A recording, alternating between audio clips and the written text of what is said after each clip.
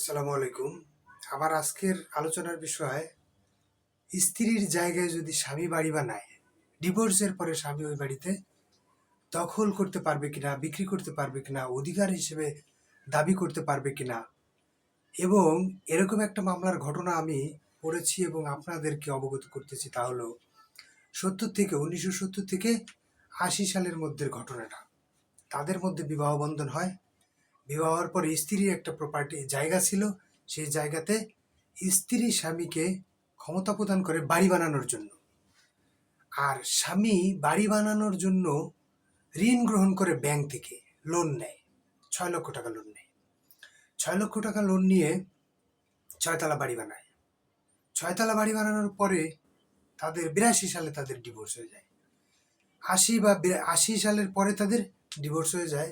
Divorce হওয়ার পরে স্ত্রী মামলা করে যে এই বাড়িতে স্বামী থাকতে পারবে না, কারণ সে তো আর আমার স্বামী নেই। প্রপার্টিটা, সম্পত্তিটা হলো স্ত্রীর, বাড়ি বানাইছে স্বামী ব্যাংক থেকে লোন নিয়ে। এখন কি করণীয়? সেই ক্ষেত্রে মামলা করেছে।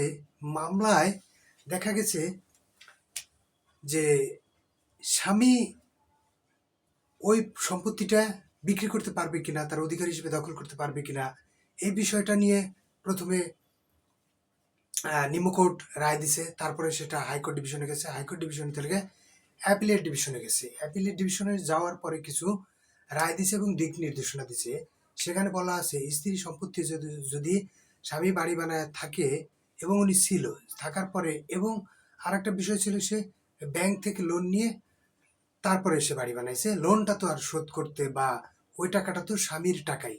এই ডকুমেন্টস যখন সাবমিট করছে তখন দেখা গেল কোর্ট রায় দিছে এভাবে যে যদি যতদিন পর্যন্ত স্ত্রী ওই যে 6 লক্ষ টাকা, ওই 6 লক্ষ টাকা শোধ না করতে পারবে ততদিন পর্যন্ত স্বামী যেই ফ্লোরে বসবাস করতো সেই ফ্লোরে বসবাস করবে। তবে স্বামী এই প্রপার্টিটা বিক্রি করতে পারবে না, হস্তান্তর করতে পারবে না। বসবাস করতে পারবে যতদিন এই টাকা পরিশোধ না করবে স্ত্রী স্বামীকে, ততদিন পর্যন্ত উনি বসবাস করতে পারবে।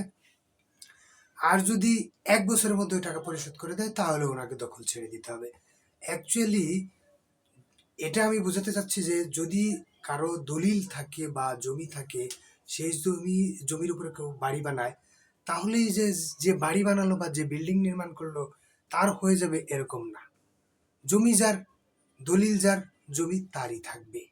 তবে যদি কেউ ডেভেলপ করে, কেউ যদি উন্নয়ন করে, সেই উন্নয়নের টাকা বা ক্ষতিপূরণ বাবদ সে পেতে পারে।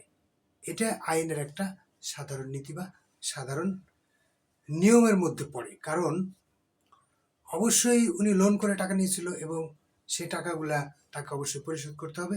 এই পরিশোধের শর্তেই তাকে তার সম্পত্তি বুঝিয়ে দেওয়া হয় এবং এভাবে একটা রায় দেওয়া হয়। সবাইকে ধন্যবাদ। আসসালামু আলাইকুম।